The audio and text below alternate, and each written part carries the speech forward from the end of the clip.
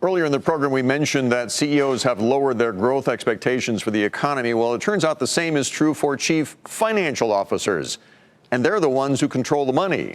Bob Pisani has more for us from the New York Stock Exchange. Despite the recent spate of stronger economic data we've seen in the U.S., pessimism is high, and it appears to be growing. The latest quarterly Duke University survey of CFOs shows pessimism over the U.S. economy has grown this year, despite record low unemployment and a healthy consumer. Of 225 CFOs taking part in this survey, a majority, 53%, believe that the country will be in a recession by the end of the third quarter next year. 67% say we will be in a recession by the fourth quarter of next year. Those are very high numbers.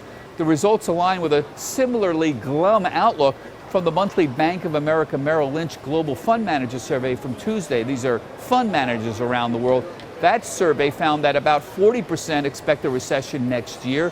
That's the highest level of pessimism since August of 2009. Fund managers continue to expect low growth and low rates, and they think central bank stimulus will continue to be needed. So why is everybody so pessimistic?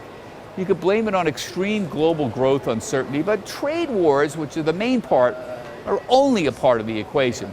So CFOs are also worried about Germany, for example, which is one of the largest economies in the world, having flat or negative growth, plus fears of a broader slowdown in China. They seem to be saying that a strong U.S. by itself may not be enough to save the day. It's just not clear right now what other part of the world economy is strong enough to pull the rest of the world along with it. Elsewhere, FedEx echoed those concerns on Tuesday. The shipping giant missed the mark on earnings, and they cut their guidance for the rest of the year, citing U.S.-China trade tensions and overall slowdown in the global economy. That stock was down more than 10%. For Nightly Business Report, I'm Bob Pisani at the New York Stock Exchange.